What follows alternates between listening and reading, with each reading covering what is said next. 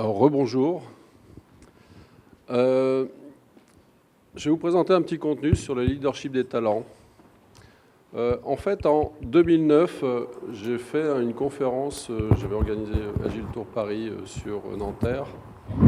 J'ai fait une conférence qui abordait les aspects psychologiques de l'agile, c'est-à-dire qui montrait effectivement potentiellement par des mécanismes d'évolution, d'éveil successifs des équipes, bien les différentes étapes qu'allait traverser une équipe en cours de projet.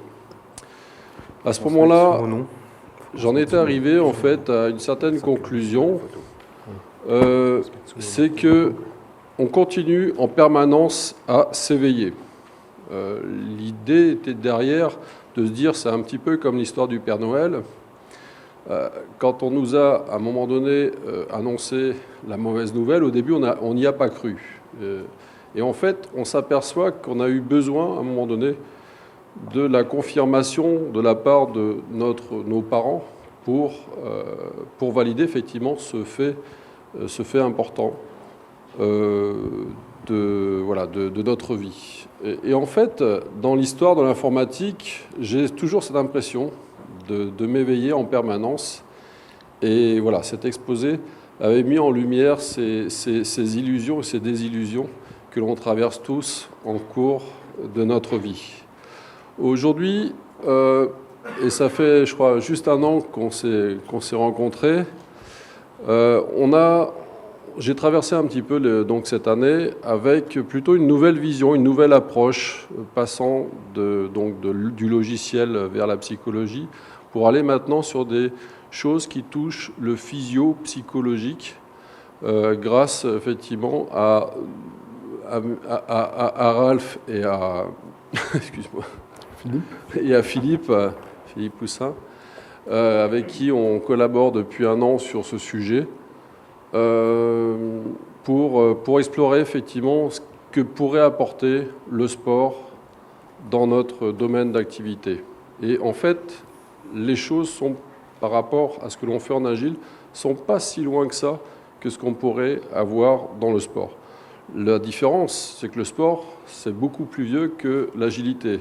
Et donc, je pense qu'il y a pas mal de choses, vous allez voir durant pendant cette heure et demie, ce que l'on peut apporter effectivement à l'informatique en général et quelles sont ces innovations en termes de physiologie et psychologie. Donc je vous présente Ralph, qui va peut-être se présenter tout seul. Oui, Ralph Hippolyte, je viens du sport de haut niveau, mais je travaille beaucoup en entreprise et avec des musiciens et des chefs d'orchestre. C'est le monsieur chevelu à gauche, en fait. Il a fait sa coupe d'hiver. Donc moi, je suis Philippe Houssin. Donc moi, je viens pas du sport, je viens de l'entreprise.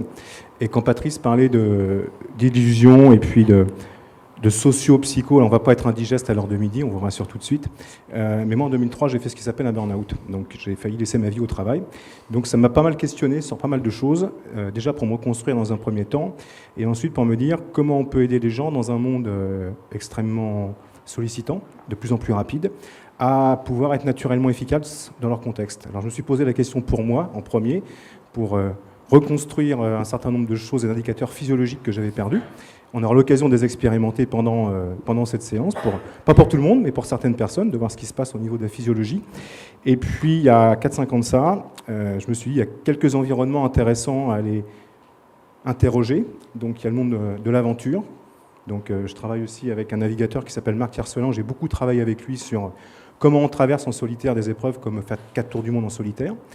Et puis, je me suis dit, le sport de haut niveau est aussi une entrée intéressante. Et je me suis retrouvé à l'INSEP un jour, tout à fait par hasard, et quelqu'un m'a donné les coordonnées de Ralph, et je suis rentré en relation avec lui voilà, il y a 4 ans, et depuis, je travaille de façon étroite avec lui pour faire les ponts entre le sport de haut niveau, l'entreprise et les environnements sollicitants. Voilà. Merci d'être venus si nombreuses et si nombreux à cette heure. It's your turn. Alors, pour commencer, je vais faire une petite introduction sur Scrum. En fait, je suis l'un des rares CST qui vivent en France, même le seul de France. Donc je connais pas mal effectivement, à force d'installer l'agile dans les entreprises, les différentes limites et ce que l'on peut faire. Et souvent j'entends des choses. Voilà, on partage nos visions de l'agile. Je voudrais vous donner peut-être une nouvelle vision de ce qui se passe dans la réalité de notre société.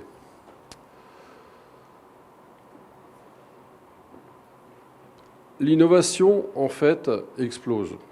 Vous êtes peut-être conscient de cette réalité, mais en fait, au fur et à mesure du temps et que cette innovation explose, elle nous demande en même temps de nous adapter. L'adaptation, pas forcément un problème, mais on ne s'attendait pas, rien qu'en informatique, de devoir changer des fonctionnalités en cours de projet. Nos cycles de vie de projet, à ce moment-là, n'étaient pas réellement prévus pour prendre en considération ces évolutions.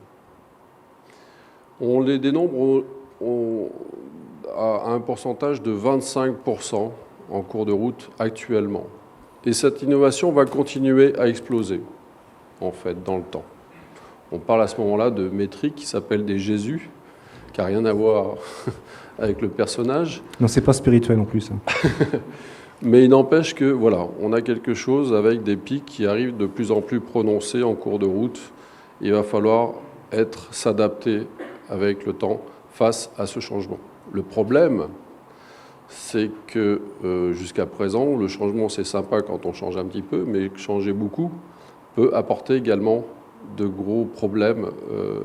Si on change de méthode tous les 5 du mois, c'est un petit peu perturbant, ce qu'on va appeler de la suradaptation. Et puis ça entraîne également les gens vers des mécanismes un peu plus profonds en psychologie. Juste pour en citer, voilà, les deux, c'est la suradaptation et la procrastination. Quand on a voulu faire face à ces changements, l'agile est arrivé, un peu comme la solution miracle, qui donnait enfin une solution un peu plus empirique que ce que l'on avait auparavant et qui nous permettait de nous adapter avec le temps et surtout au contexte et aux difficultés que l'on rencontrait sur les projets. Super. Une approche, donc, d'ailleurs, qui était prise d'un document qui s'appelle The New Product Development Game pour Scrum et qui parlait d'un seul coup d'une course de relais pour notre bon vieux cycle traditionnel et qu'il comparait en fait à un match de rugby. On sait que ça ne va pas être facile de gagner en fait l'opération. Il va y avoir des changements en cours de route, mais l'objectif, il est très clair.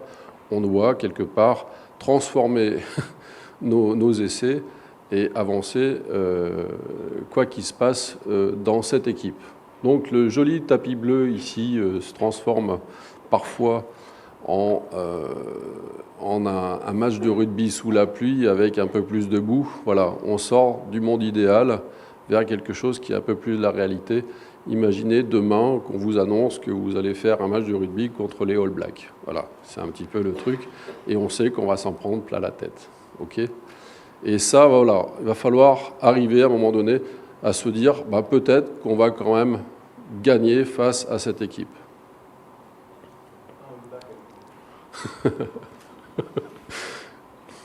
Alors Scrum, voilà, un framework simple, une réponse à cette complexité, une réponse à quelque chose qui demandait à s'adapter. Je pense que c'est ce qui fait la différence avec les autres types de méthodologies. Je pense entre autres, par exemple, à Lean qui a une vision un peu plus top-down.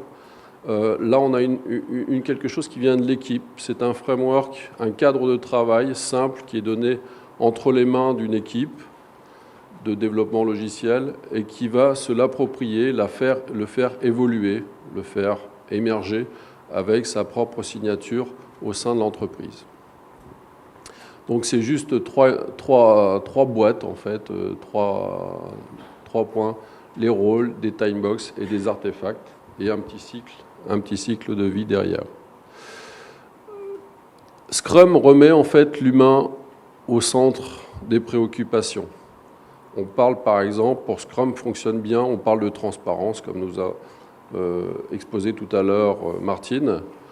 La transparence, les notions d'inspection et d'adaptation, et on va chercher également des notions du type comme l'auto-organisation, ce qui présuppose pour nous des tailles d'équipe bien définies. Alors l'auto-organisation, quand on l'imagine avec Scrum, eh bien on se l'imagine déjà simplement avec des petites équipes, 5, 6, voire 9, 7 plus ou moins 2 personnes. Mais en fait, donc ça correspondrait à peu près à des équipes de basket ou de basket ou d'autres sports de ce genre-là. Mais on peut s'imaginer peut-être une auto-organisation un petit peu différente dans les sports. Alors peut-être que Ralph peut nous parler déjà de cette notion d'auto-organisation qu'on pourrait trouver en dehors des équipes de développement logiciel et comment ça se passe pour auto-organiser en fait des équipes plus importantes que 9 personnes. D'abord, le leadership, c'est quoi? Il a évolué. On est passé d'un leadership d'autorité à un leadership de compétence et maintenant on est dans un leadership de potentialisation. Ça veut dire que permettre aux individus d'exprimer leurs talents et leurs besoins, donc faire émerger le potentiel de chacun. Donc il y a un auteur américain qui dit qu'on est fort si on est un. La survie, c'est l'unification, ce n'est pas l'individualisation. Donc l'auto-organisation, c'est de permettre à chacun de s'exprimer par rapport à ses besoins et à ses talents. Donc, si chacun est dans son rôle et s'exprime par rapport à lui-même, il est capable de comprendre l'autre. Donc, communiquer avec quelqu'un, c'est parler sa langue. Et sa langue en situation de survie. Ce que nous, on dit dans le sport, ça veut dire que quelque part, on apprend par un mouvement, on le libère. Donc, le talent se libère. Donc, l'auto-organisation, c'est créer des autoroutes pour les personnes avec des systèmes qui permettent à tout le monde d'interagir par rapport à leur talent, leurs points forts. Donc, on ne travaille plus sur les points faibles. On donne l'opportunité aux personnes d'exprimer leurs points forts. Ok, c'est déjà beaucoup plus clair.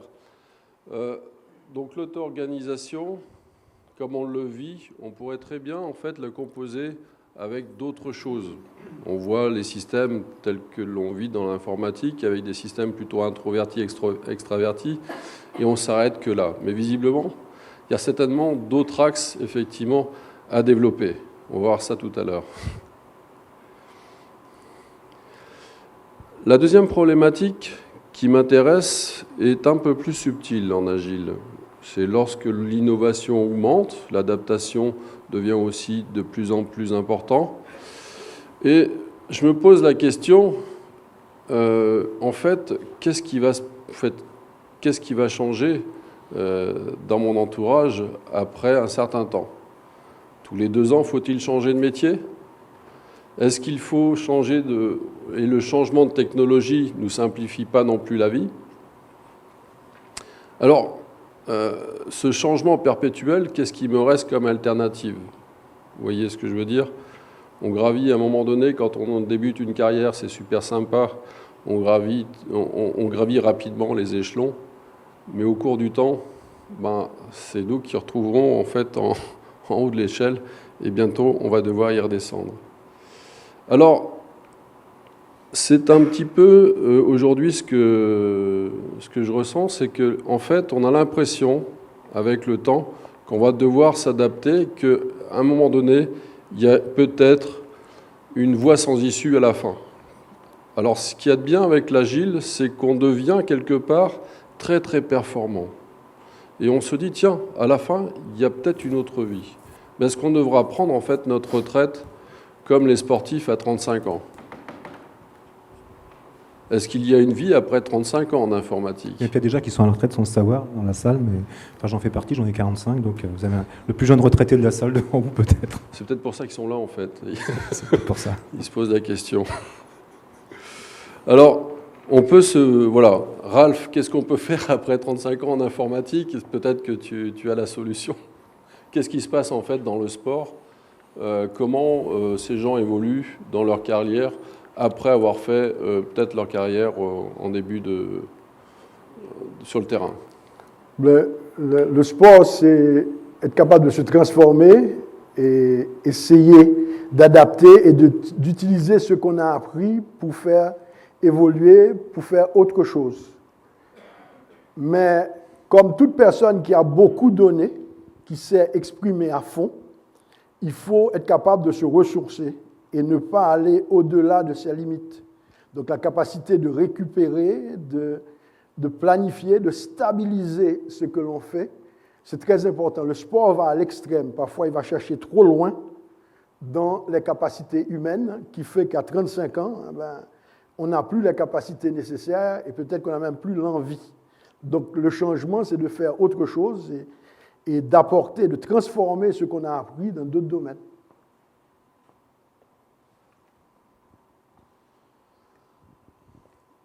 La quatrième problématique que je souhaiterais soulever, c'est qu'à un moment donné, en fait, on s'est retrouvé face à des choses incroyables avec Scrum, c'est-à-dire qu'on a su, en fait, au début, on s'est optimisé, en fait, comme ça, un certain ROI en cours de projet. Compresser, en fait, c'est pas tout à fait ça, Scrum, mais bon, la caricature est quand même explicite, permet de compresser quelque part les délais en fonction de plein de choses. Et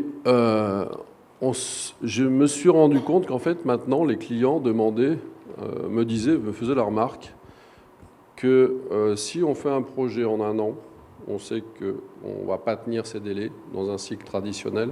Ça va faire 1 an et demi, 2 ans, voire pire pour certains. Et puis, en fait, il y en a un qu'une fois qui m'a demandé de faire la même chose qui était prévu en 1 an, mais juste en 3 mois. C'est-à-dire, il voulait absolument utiliser à fond l'agile et avoir un résultat au bout de 3 mois. Et là, je me suis dit, mais dans quel état on va sortir de cette expérience? Si avant, on avait du mal à faire du développement en 1 an, pourquoi on y arriverait plus facilement en 3 mois? Oui, on connaît des nouvelles techniques, mais est-ce que, quelque part, le rythme nous pousserait pas à subir des échecs à cause des mécanismes plutôt humains? Ok. Patrice. Oui. Sur ce que dit Patrice, il y a quelque chose qu'il faut comprendre. Quand on est en performance, il y a 4 choses qu'il faut gérer en permanence. Le relâchement, si je ne suis pas relâché, je ne suis pas performant. L'activation, donc quel niveau, quelle intensité je mets dans ce que je fais. Mais en dessous, il y a 2 choses. Il y a l'ennui et l'anxiété.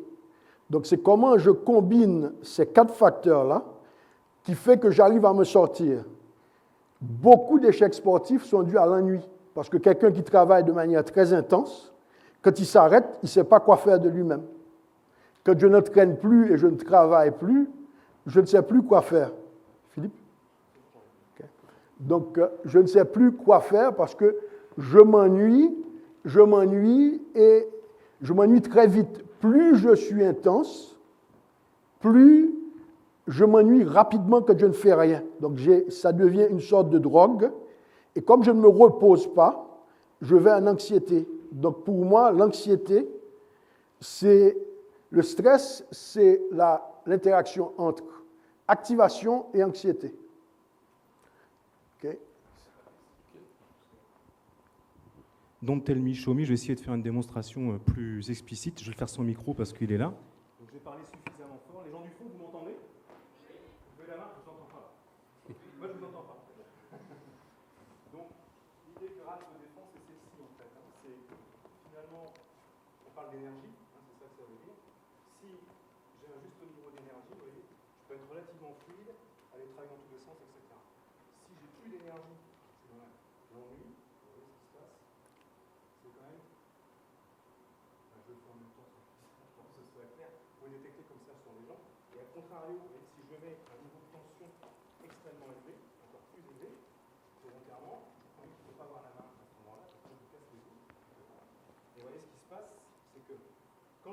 ça. Vous voyez? Parce que c'est ça qui se passe. Il y a du tremblement, il y a de la tension. C'est pas non plus optimal. Donc le juste niveau, c'est propre à chacun. C'est-à-dire qu'il y a un juste niveau de tension, et c'est la combinatoire entre ces deux états-là. Et la capacité, parfois, elle est là, parce que parfois vous n'avez pas le choix, parce qu'il faut conclure, puis parce que tout simplement il y a une pression temporelle qui est là, une complexité qui est là. Savoir à ce moment-là aller récupérer de l'autre côté. C'est ce que disait Raph, la partie récupération. Sachant que vous avez compris dans le monde dans lequel on est, l'activation de la conscience. Donc tout le problème, c'est de savoir quand est-ce que je récupère. Merci pour votre attention. Récupérer. Ok. Alors, en Scrum, on sait résoudre nos problèmes, on sait lever les obstacles. C'est un petit peu la capacité qu'a Scrum de voir qu'effectivement, on récupère plein de feedback de tout le monde, de l'équipe, des managers, des clients. On exploite ces informations pour s'améliorer en permanence. Et on se dit, en fait, face à ces mécanismes de stress, est-ce qu'une équipe de Scrum serait capable de résoudre ces problèmes? Aujourd'hui, on a principalement des Scrum Masters qui sont formés par notre entreprise, certes, mais est-ce que c'est suffisant pour aller effectivement et obtenir des équipes suffisamment saines? Depuis peu, en fait, j'ai recruté une psychologue clinicienne qui m'accompagne à la fois dans les certifications Scrum Master et Scrum Product Owner, mais également on fait des formations sur le coaching agile et qui viennent apporter cette touche essentielle, indispensable à ces coachs pour les entreprises, parce qu'il nous manquait, tous les informaticiens, une vision sur ce qu'est réellement l'humain. D'accord ? Et donc avec Ralph et Philippe, je vais vous présenter maintenant, voir ces aspects un petit peu différents. Ce truc où on va pouvoir s'organiser autrement afin d'introduire certainement des cycles où on peut récupérer ou apprendre. Et ces phases-là, aujourd'hui, sont encore pas assez présentes dans les entreprises et j'espère bien qu'elles vont commencer à exploser un petit peu partout. Alors, ce que l'on voit, par exemple, ce que j'ai vu apparaître très, très loin hors de France, c'est ce type d'organisation où, sur une base de ce qu'on appelle Scrum of Scrum, un membre de l'équipe va dans une équipe de récupération. Ici, ils ont un backlog priorisé, très priorisé. Ici, ils ont un backlog non prioritaire et ils peuvent faire autre chose que leur projet. Si vous rythmez ça d'une certaine façon dans l'entreprise, ça s'organise de différentes façons, vous pouvez comme ça introduire un système qui est sain pour tout le monde. Donc ça, c'était une illustration que j'ai vue apparaître il y a très très loin, qui était d'ailleurs utilisée pas forcément très positivement à cette époque. Mais je pense que le schéma est intéressant. J'ai vu quelques entreprises faire la même chose en mettant ici en fait une équipe de support. Le problème des entreprises, c'est que le support, ça n'intéresse pas grand monde, la plupart du temps. Pas toujours, hein, mais la plupart du temps. Et donc du coup, c'était un moyen en fait de se retrouver entre plusieurs projets qui étaient plutôt décorrélés. Donc c'était pas un Scrum of Scrum, mais des projets complètement détachés. Donc cette idée d'essayer de récupérer ou de trouver un espace où on se retrouve et on réduit le rythme est quelque chose qui va devenir de plus en plus important en tout cas dans la vie de nos entreprises. Juste, si on peut juste ajouter quelque chose, Patrice.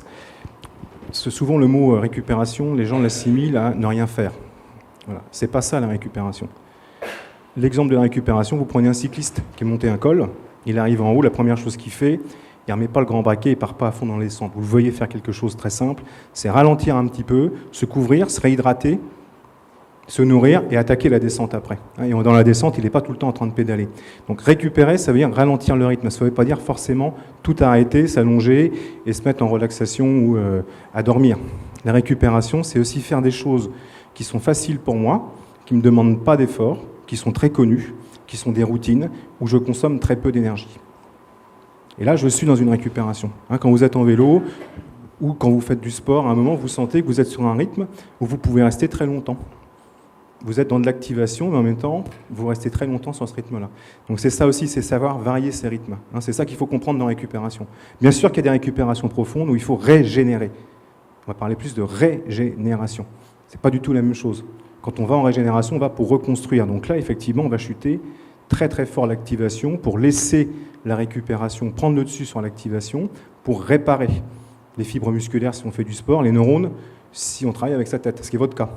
Il faut savoir une chose, c'est important pour vous cette notion de récupération. Pourquoi ? Pourquoi c'est important ? Quels sont les deux éléments fondamentaux qui empêchent la sécrétion de nouveaux neurones, c'est-à-dire de résoudre des problèmes complexes ? Et quelles sont les deux choses qui le favorisent ? Et c'est un peu les mêmes d'ailleurs. Dès que vous avez un niveau de stress qui est trop élevé, vous percevez comme une grosse menace, y compris si c'est un stress cognitif, hein, un problème à résoudre tout simplement, complexe, stop, vous n'avez plus de nouveaux neurones, une nouvelle clique neuronale qui peuvent se créer. Donc vous ne pouvez plus progresser, vous utilisez le disque dur, la mémoire de ce que vous savez faire, mais vous êtes incapable de créer une nouvelle solution. Donc si à ce moment-là, je n'ai pas le truc de dire hop, hop, hop, c'est le cycliste qui est dans l'eau de l'effort, qui est dans la zone rouge, vous pouvez toujours lui demander d'en rajouter. Et de dire l'autre il est en train de partir, il ne peut pas suivre. Ben là c'est pareil, le problème continue à devenir complexe, mais moi de toute façon je ne peux pas aller plus vite, voire je suis en train de régresser et perdre du terrain. Donc ça c'est un premier point. Pourquoi la récupération est importante, y compris pour le cognitif. On sait bien qu'en face de nous on n'a pas des sportifs. Non, par contre on a des gens du haut niveau dans l'informatique. Donc votre performance à vous elle est cognitive avant tout. Sauf que vous avez un corps et que le corps il faut le prendre en compte. C'est un peu ça l'idée. On ne va pas vous faire 10 tours de salle et vous prendre combien vous avez en pulsation. C'est pas ça vos indicateurs de performance, c'est pas ça. Patrice les connaît, il les a évoqués. Par contre, vous avez bien un corps dont il faut s'occuper et des processus de régénération comme dans le physique. D'accord ? On verra plus tard d'ailleurs que le physique est important. Deuxième chose, qualité du sommeil. Lorsque vous dormez, qu'est-ce qui se passe ? C'est qu'on dort bien. C'est-à-dire qu'on n'est pas suractivé. Parfois on dort, on se réveille plus fatigué qu'on s'est couché. Ça veut dire quoi ? Ça veut dire que pendant le sommeil, on n'a pas récupéré. L'activation est restée trop élevée et la récupération n'a pas pu se faire. Donc vous continuez à vous fatiguer quand vous dormez. C'est ça que ça veut dire. Et si là, vous ne mettez pas de stop, là, vous allez sur le burn-out à coup sûr. Parce que c'est là que ça se passe. Si au moment où je dois me régénérer, je ne régénère pas, qu'est-ce qui se passe ? J'active jusqu'au moment où ça s'arrête. Donc ça casse physiquement, ça casse moralement. Parfois, c'est plus brutal pour certains ou pour certaines. Voilà. Donc le sommeil vous permet deux choses. Un, c'est d'élaguer les apprentissages dont vous n'avez plus besoin. Donc c'est intéressant. Ce truc-là n'est plus adapté au contexte, je l'oublie. Exemple, je ne parle plus en francs alors qu'on est à l'euro. Donc j'oublie ça pendant le sommeil. Deuxième chose, c'est ce qui vous permet de fixer les apprentissages. Nouveau. Donc de faire face à la complexité et donc de rester agile au niveau cérébral. Rester agile au niveau cérébral, c'est éliminer les schémas dont j'ai plus besoin, si on fait une agilité neuronale, pour créer ceux dont j'ai besoin pour faire face au contexte qui est le mien aujourd'hui et encore demain. Donc c'est pour ça que la récupération est déterminante, à tout moment. Merci pour cette aparté. Oui, écoute, je ne vais pas tarder à te donner la main, puisqu'en fait, donc, ce qu'on comprend, c'est que jusqu'à présent, dans la plupart de nos cycles de développement, on était assez ralenti, un peu comme on a vu avec l'histoire du sac. On va augmenter avec nos méthodologies, maintenant plus complexes, l'efficacité, en fait, la performance du projet et en même temps l'efficacité des individus. L'idée, à un moment donné, c'est d'essayer de ne pas dépasser, comme disait Ralph, cette zone d'efficacité pour ne pas rentrer dans des zones d'inconfort. Alors, il y a ça, mais il y a aussi également comment arriver à constituer des équipes qui soient cohérentes en termes de comportement et qui sortent du système avec juste deux valeurs qui étaient extraverti, intraverti, et voir effectivement comment on peut faire autre chose et emmener des équipes vers un autre niveau d'efficacité optimale. Donc là, je vais repasser la main à Philippe ou à Ralph pour la suite. Puis après, on va laisser... tu vas me donner le boui-boui. Merci beaucoup. Parce que comme j'ai le micro, Ralph, si tu peux prendre la manette, parce que sinon je pense que je vais mêler les pinceaux. C'est trop compliqué pour moi, je suis un homme, je suis désolé madame, je fais une chose à la fois. Hier, j'étais dans le train, puis on préparait cette intervention qu'on a déjà faite, mais je me disais, finalement, si on regardait l'agilité un petit peu différemment de l'informatique, finalement, l'agilité, c'est pas si nouveau que ça, d'être agile. Par contre, ce qui est intéressant, je me suis dit, tiens, finalement, c'est quoi la définition qu'on pourrait donner par ailleurs, dans d'autres contextes, à l'agilité? Je suis tombé sur quelques éléments très intéressants, comme par exemple savoir anticiper, voilà, repérer des futurs possibles, ça ne veut pas dire qu'ils sont certains, c'est bien des possibilités, des potentiels de transition à venir et de transformation, et puis savoir gérer l'incertitude et l'imprévisible. Donc ça, c'est un peu la particularité. Puis il y avait une phrase que j'ai trouvée intéressante, puis après je vais vous poser une petite question, comme ça va vous maintenir en éveil, ça va vous éviter d'avoir trop faim, il ne doit être pas loin de midi maintenant. Voilà, cocktail savant de nombreuses conditions. Donc déjà, quand on a commencé comme ça, on se dit ça ne va pas être précis, mais ils disent la plus importante ou la première serait la suivante: développer une vision la plus claire possible du monde qui nous entoure, c'est ce qu'on a essayé de faire avec Patrice. Quel est le monde qui nous entoure? Essayer de clarifier un peu les choses, sachant qu'il y a des zones de flou complètes. Et des grandes tendances de fond à l'œuvre. Voilà, donc on a levé certains lièvres, et certainement il y en a plein d'autres. Et puis, en détecter d'éventuels signes de danger et ou d'opportunités. Donc, voilà, où est-ce que c'est menaçant, puis où est-ce qu'il peut y avoir des opportunités. Alors, pourquoi être agile aussi, au-delà des processus informatiques? J'ai une question à vous poser. Il y a une seule entreprise au monde, j'ai bien une seule, qui était là à la création du Dow Jones, d'accord, parmi les 100 entreprises qui ont créé le Dow Jones en 1843, et qui est toujours aujourd'hui parmi les 10 premières entreprises du monde. Laquelle est-ce? Est-ce que vous avez une idée du nom de cette entreprise? Tout le monde la connaît. Pardon? General Electric, absolument. Et j'ai une question, on parlait d'anticipation. Est-ce que vous savez en quelle année General Electric a déposé GE.com, le nom GE.com, qu'on utilise partout aujourd'hui? En quelle année? 4 août 1986. 4 août 1986, ils avaient anticipé le fait qu'il fallait déposer le nom GE.com. 86, je pense qu'un certain nombre de... Tout le monde était né en 86 ici dans la salle. Vous vous souvenez où est-ce qu'était Internet en 1986, d'accord? Moi, j'avais tout juste passé mon bac, je faisais mon service militaire. À l'époque, on était encore sur des fax. Voilà. Et c'était révolutionnaire, le fax, à l'époque. Le traitement de texte, dans l'entreprise dans laquelle je travaillais, qui est une entreprise d'aéronautique, en 85, le traitement de texte venait d'arriver. L'ordinateur personnel était quelque chose de tout à fait émergent. Mais GE.com, vous voyez, on va déposer le nom de GE.com. Voilà. Et ceci dit, ils ont changé complètement de métier. Et si vous allez voir maintenant ce qu'ils font, ils sont toujours dans l'énergie qui est leur métier d'origine. Edison a créé cette entreprise. Mais ils sont aussi dans NBC. Voilà, ils font du numérique, du film, etc. Donc ils sont toute une palette de services qui fait qu'ils se sont adaptés à leur contexte en créant de nouveaux métiers à chaque fois. Donc c'est aussi ça l'agilité. Si on le regarde autrement, c'est que vos métiers vont changer, ils vont bouger. Il y a 10 ans, ce n'était pas les mêmes qu'aujourd'hui. Dans 10 ans, ils seront différents. Mais les structures bougent et évoluent. Et là, vous dites, pourquoi ils nous emmènent sur un truc comme ça? Qu'est-ce qui fait que General Electric est la seule entreprise qui a su anticiper toutes ces choses-là? Ce n'est pas les processus de General Electric. Puisqu'a priori, c'était à peu près les mêmes pour tout le monde. Tout le monde a fait du Kanban, du Six Sigma, toutes les modes, etc. Mais il y en a qui n'ont pas survécu. Eux, oui. Certainement parce qu'ils ont dû savoir utiliser un certain nombre de talents dans leurs équipes, et que c'est certainement les hommes et la capacité dont les hommes ont pu se mobiliser au travers des visions successives et des intentions données par les dirigeants qui ont permis à cette entreprise de survivre. Très certainement.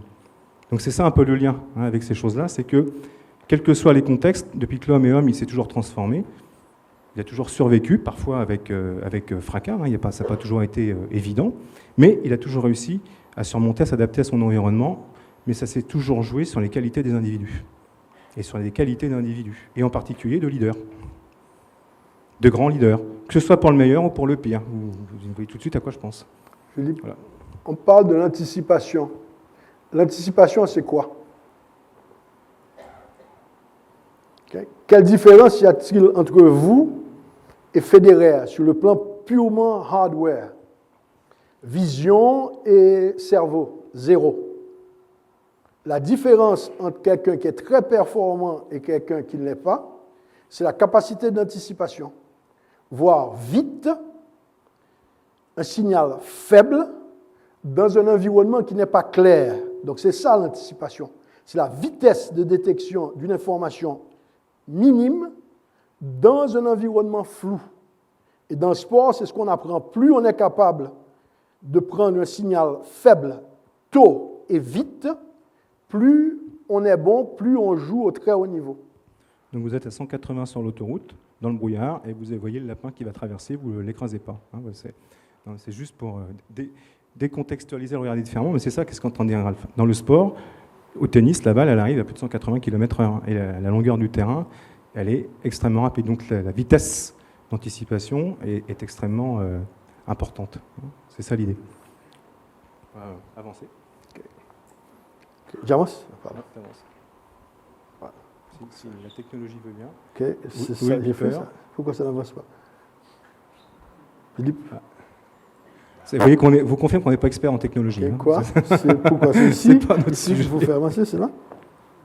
C'est ça. Ah, ça y est. Okay, j'ai fait, j'ai pesé. Ah ben voilà. Voilà, c'était bon. Voilà. C'est intéressant parce que on va mettre un petit peu de mouvement. On ne va pas vous faire des tours de salle, on va juste vous faire vivre une petite expérience. Donc on va toutes et tous vous inviter à vous lever tout simplement. Voilà. Y compris ceux qui filment ou qui prennent des photos pour que les images et les mots se posent sur un ressenti. Voilà. Profitez-en pour vous relâcher, puisque c'est vous relaxer. C'est peut-être un petit temps de récupération tout simplement. Et puis je vais laisser la main à Ralph qui va vous demander de faire certaines choses. Voilà. Okay. Vous fermez les yeux et vous regardez sur quelle partie de votre pied se trouve votre poids. Sur le tiers arrière, sur le tiers avant. C'est tout. Juste stabiliser, vous allez sentir que votre poids est plutôt sur le tiers avant ou sur le tiers arrière de vos pieds. D'accord?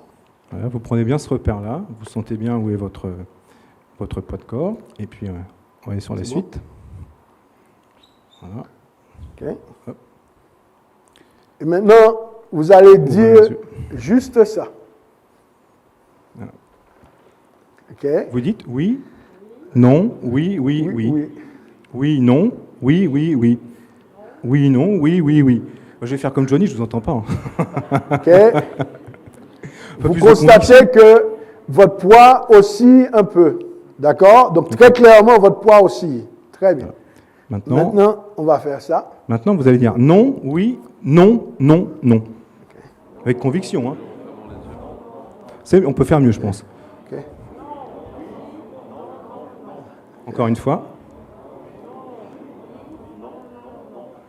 Ok. Vous remarquez que le poids oscille dans la direction opposée. Donc, c'est très clairement ça. Il y a une partie de mon pied qui est ma base. Il y a l'autre partie qui est ma phase d'apprentissage ou de récupération. Donc, en sachant que j'ai une préférence sur laquelle je dois m'appuyer. Une équipe performante, c'est une équipe qui agit sur les complémentarités et l'addition des forces. C'est ça, une équipe performante. Ce n'est pas de faire quelque chose à quelqu'un qui ne convient pas à son talent et à ses capacités. Donc, vous remarquez que l'état d'esprit dans lequel vous êtes est très important. Et Losada, un prof de mathématiques, a montré que pour qu'une entreprise soit performante ou que quelqu'un soit performant, il faut un minimum de 3 pensées positives pour une pensée négative. Et que l'état de flow, en fait, c'est 6 pensées positives pour une pensée négative. Et l'état de dépression, c'est une pensée positive pour 2 pensées négatives. Et si vous restez là-dedans pendant 6 mois, vous perdez de manière catabolique 30% de vos capacités cérébrales.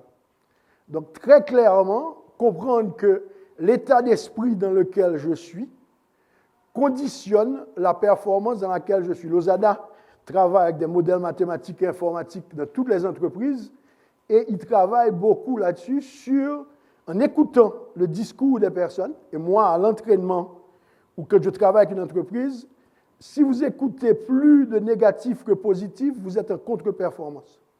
Ça veut dire que les personnes sont mal dans leur peau et dans le sport, ça veut dire que la personne est en état de surentraînement. Donc, c'est quelqu'un qui va très vite être mal. Donc, comment je suis? Mais je ne peux être bien que si je suis sur mon autoroute. Ça, c'est un point important, sachant que le négatif est toujours plus présent que le positif et surtout plus impactant. Amusez-vous une fois quand quelqu'un vous dit bonjour, ça va, non, ça va pas, vous allez faire demi-tour et il s'en va, quoi. Parce qu'il ne sait pas gérer ça. On ne sait pas bien gérer ces choses-là. Donc quand quelqu'un ne va pas bien, généralement, on se carapate, on va se planquer, on évite la personne, on dit qu'est-ce qu'il est négatif, moi je ne vais pas le voir, il me fout le bourdon, parce qu'en plus il me le communique, mais résultat des courses, il plombe le système. Si vous avez quelqu'un comme ça sur le terrain, que vous lui passez le ballon, ou vous lui passez un projet, vous lui passez un développement à faire, un test, j'en sais rien, il ne va pas forcément vous rendre la meilleure vision des choses, quoi. Ça, c'est un point aussi intéressant à prendre en compte. Les émotions sont aussi contagieuses, sont encore plus contagieuses que les paroles. Donc, une émotion, vous remarquez que quelqu'un tire une tronche, la personne emmène tout le monde avec elle. Donc, ça, c'est important à comprendre. Donc, les émotions sont contagieuses. Donc, l'état d'esprit dans lequel je vais faire les choses est hyper important pour la performance. Donc, j'ai le choix, ou bien de sourire, ou bien de faire la tête. Donc, c'est un choix. Mais par contre, ici, je suis en contre-performance. Et ici, j'entraîne tout le monde avec moi. Donc, l'état d'esprit dans lequel je suis a des conséquences émotionnelles très fortes. Et dans quel état je suis dans l'équipe, quelqu'un qui ne va pas bien, pour moi, dans une équipe, ça reste la chose la plus importante à comprendre. Parce que dans une équipe, tout le monde ne va pas bien en même temps. Et c'est comment on permet aux personnes qui vont moins bien de récupérer et de remonter. C'est comment on accompagne les personnes qui vont moins bien. C'est ça qui fait une équipe performante. Pas l'opposé. On n'est pas en train de vous dire que vous devez tout le temps avoir la banane, parce que ça, c'est une précaution oratoire qu'on veut prendre qui est importante, c'est qu'il y a des états de forme à prendre en ligne de compte. On n'est pas là pour dire il faut que les gens aient toujours la banane et soient toujours en pleine forme. Ça, c'est pas possible. On a tous des variations d'état de forme. Le point, c'est si on est transparent là-dessus, de savoir qu'il ne faut pas que je puisse, ou je ne dois pas jouer cette échéance-là, ou je ne peux pas jouer ce match-là, ou je ne peux pas jouer ce test-là, ou je ne peux pas jouer ce... Comment vous appelez ça, Patrice? Le run? Comment vous appelez ça, là?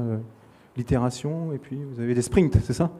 Voilà. Je ne peux pas jouer ce sprint-là parce que je ne suis pas en état de forme, mais qu'est-ce que je peux faire néanmoins dans ce sprint-là, mais peut-être pas me demander le même niveau de performance que d'habitude. C'est ça qui est important.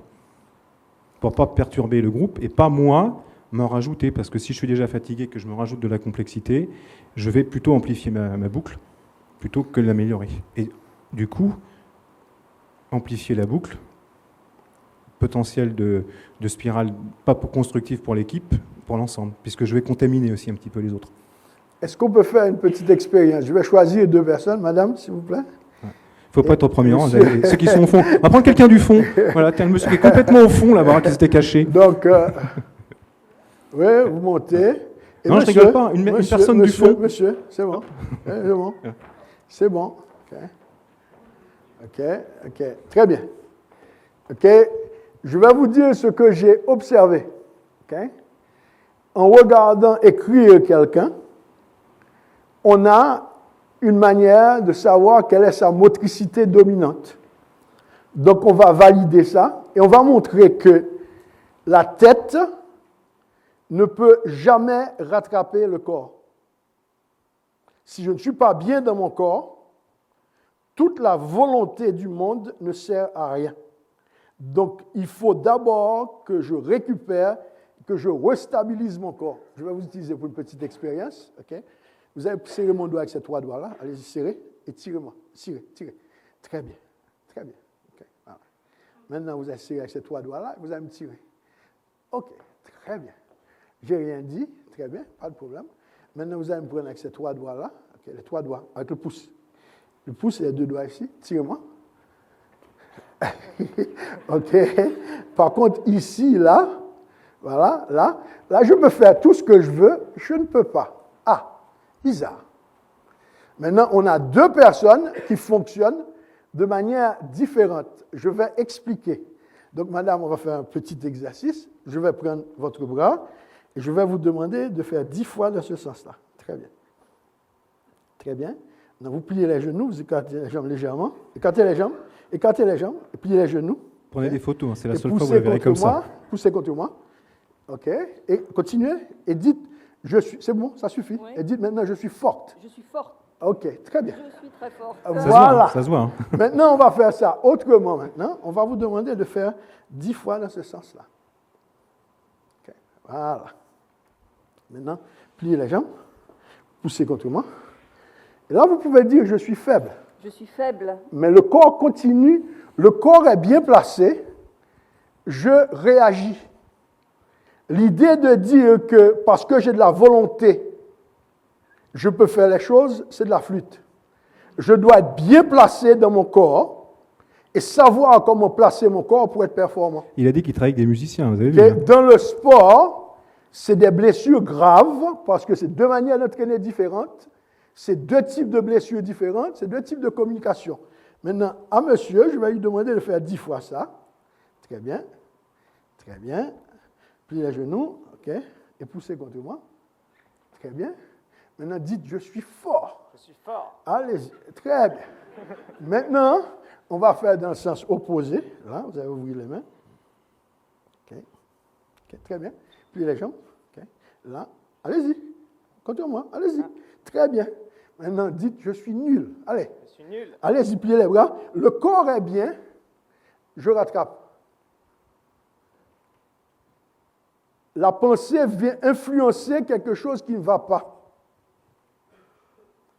Ou peut créer à terme des dégâts, comme le oui, non, non, non.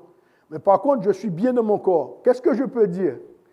Madame a besoin de savoir d'où elle part pour savoir où elle va. Donc, je pars d'un point et je vais vers quelque chose et je travaille étape par étape. J'ai besoin de systématique et de concret. D'accord? Monsieur a besoin de savoir où il va pour revenir. Okay. Toujours le projet où je me projette et je reviens après sur ce que je vais faire. Oui?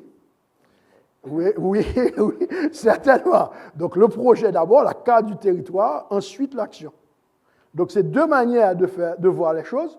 Donc, ça veut dire que besoin de se projeter, donc travail plus intense sur des temps plus courts, besoin d'être stable et de faire la performance de manière stable, concrète, précise, de bonne qualité. OK? Merci.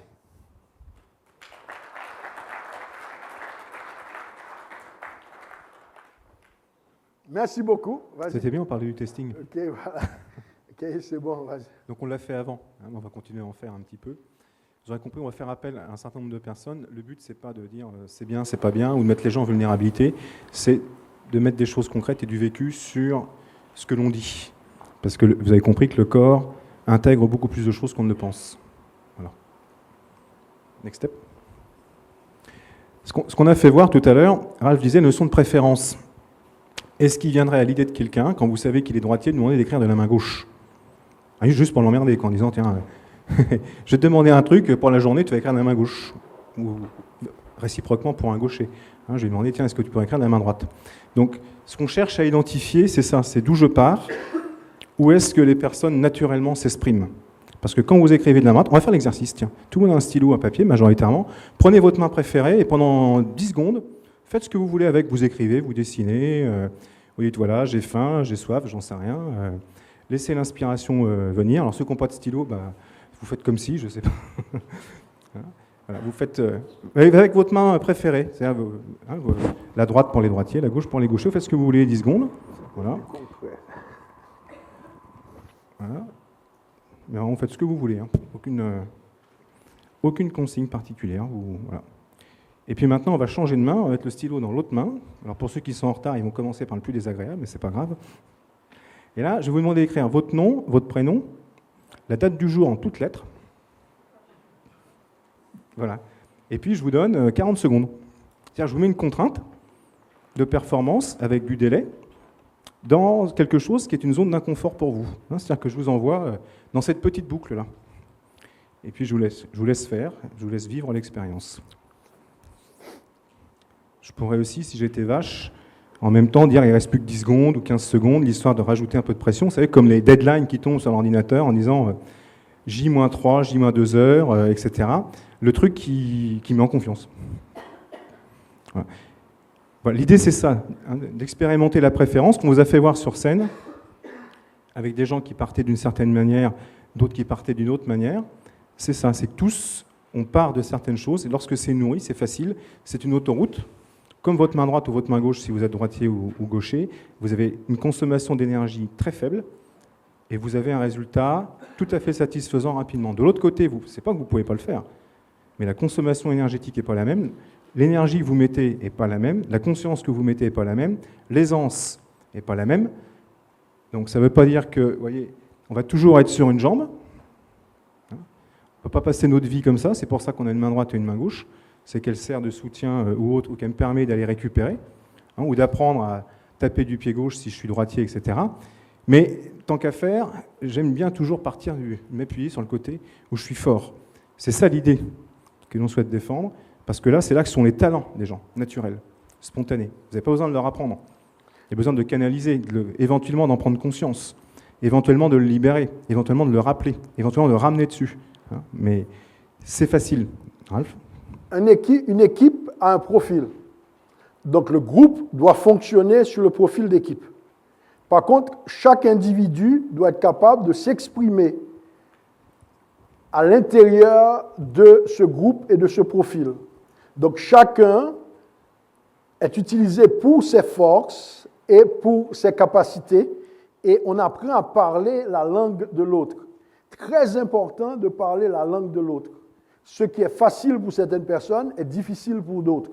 Donc, quel rôle, quelle utilisation, quelle complémentarité et comment travailler sur une équipe qui est performante. C'est ni bon ni mauvais, c'est juste une manière d'être. Et je pars toujours de l'individu, de son point fort. Mon travail à l'Institut national des sports, c'est de mettre les athlètes en difficulté et de leur apprendre à être performants dans la zone d'ombre. Ça s'entraîne aussi. Mais ça demande du lâcher-prise et ça demande un entraînement spécifique parce qu'on n'est pas toujours dans un état de forme. Pour faire une transition avec l'entreprise qui est peut-être plus proche de votre réalité, c'est que bien souvent on se retrouve de l'autre côté, dans la petite boucle, en tension, en difficulté, en fatigue, et on ne sait pas forcément bien comprendre ce qui nous arrive, et on ne sait pas forcément bien le gérer, et comment réagir quand je suis là. Donc c'est comme si d'un seul coup, vous avez le même boulot que d'habitude, sauf que vous mettez la main gauche pour faire le boulot. Et là, j'ai l'impression de ne pas y arriver, je suis beaucoup plus lent, je n'ai pas la même performance, les gens disent que mon comportement change, je suis plus irascible, j'engueule les enfants à la maison, le conjoint me dit que je deviens insupportable, enfin j'en passe et des meilleurs. C'est pas forcément tout en même temps non plus, hein, mais parfois ça peut être un faisceau de signaux, hein, on va dire. Mais ça veut dire que je suis dans la petite boucle. Et quand je suis dans la petite boucle, vous voyez, c'est l'histoire un petit peu du 4x4 qui s'embourberait. Je peux y passer, mais c'est une zone sur laquelle, quand je suis dans la zone de préférence, vous voyez, je peux m'appuyer. Quand je suis de l'autre côté, bah, c'est plus mouvant. Hein, c'est plus mouvant.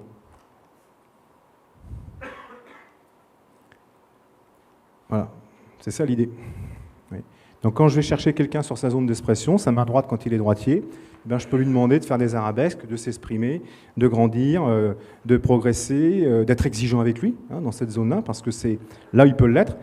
De l'autre côté, eh ben, effectivement, je sais que si je l'envoie ici, que je lui demande d'être très performant, eh ben, ça va demander beaucoup plus de temps, il va falloir être beaucoup plus patient, et je prends des risques avec cette personne-là. Dans le sport, c'est des risques de blessure, dans l'entreprise, c'est des risques psychosociaux, hein, que les choses soient claires.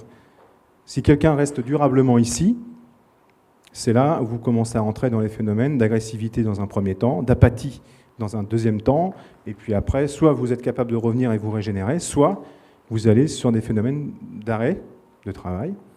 Voilà. Les gens vous disent, j'ai pété un boulon, je ne peux plus, il est tombé sur le bureau. Soit les gens cassent quelque chose physiquement, ils vont au sport d'hiver, ils reviennent, ils partent en pleine forme, ils reviennent avec une jambe dans le plâtre, parce que dans le relâchement, eh ben, le corps s'est relâché, etc. Je sais que c'est bientôt les vacances, donc si vous êtes...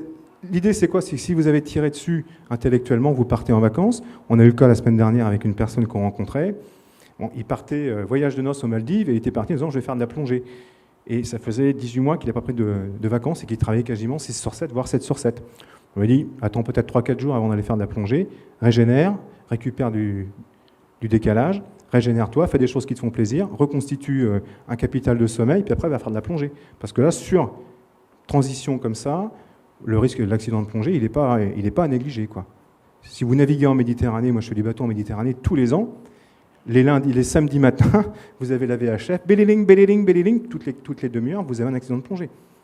Autour de la Sicile, de la Sardaigne, quasiment toutes les demi-heures, vous avez accident de plongée.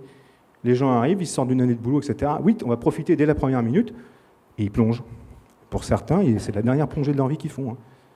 Parce qu'ils n'ont pas pris ce temps de récupération, de régénération. Parce qu'ils étaient là, et quand vous êtes là, vous ne pouvez pas être performant comme d'habitude, quoi. Donc c'est juste pour dire où sont les risques. Hein. Ce n'est pas pour dramatiser les choses, mais c'est des points de vigilance importants. Et surtout, quand vous avez accompli quelque chose de particulier, quand vous avez fait une performance, la période après une performance est toujours un peu dangereuse. Vous avez fini un projet important, vous avez eu du succès. La période de recyclage est très importante parce que c'est à ce moment-là que j'ai plus d'émerveillement, je ne suis pas motivé, je suis un peu cynique, j'ai réussi, je suis fatigué, j'ai peut-être pas le retour que je veux. Comment je me reconstruis après une performance de haut niveau? J'ai réussi un gros projet, comment on remotive l'équipe, comment on la remobilise, comment on permet aux personnes de retrouver leur force, comment on va faire travailler cette équipe. C'est bon, prochaine. Next step, ouais. Voilà. L'idée, c'est que maintenant, bon, là, on vous a donné un des indicateurs de préférence, il y en a plein d'autres. Il y a au moins un faisceau de 5 ou 6 autres à minima, et en plus une dynamique à prendre en ligne de compte. Donc on a simplifié à l'extrême parce qu'on a 2 heures, et le but, ce n'est pas de vous faire un cours sur ce sujet-là, c'est juste pour illustrer le propos. Mais l'idée, c'est que l'application qui vient derrière, c'est celle-ci, c'est dire on va pouvoir appliquer ça au management, en particulier au management de projet qui est le vôtre, et management des individus et des collectifs qui est le vôtre. Donc c'est ça l'idée. Vous le voyez comme moi, je vais faire travailler un petit peu votre visuel et changer de sens. Vous avez beaucoup écouté. Maintenant, si vous pouvez lire un tout petit peu, ça permettra de revenir sur l'écoute après, de façon de récupérer justement de l'audition pour aller sur... Voilà.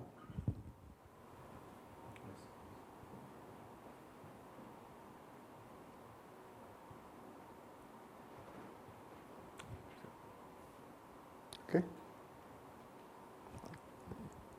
C'est barbare, ça. C'est barbare, ne le retenez pas. C'est juste pour vous faire comprendre qu'en vous observant les uns ou les autres, on a un faisceau d'indications et d'informations, d'observables physiques, qui nous permettent de définir un certain nombre de choses. Et on sait le tester. Ça, c'est 25 ans du boulot de Ralph, je vais le laisser parler, c'est 25 ans de son boulot. Donc je vais le laisser parler là-dessus. Nous avons tous un comportement archaïque. Ça veut dire que le mouvement et notre manière de penser sont reliés.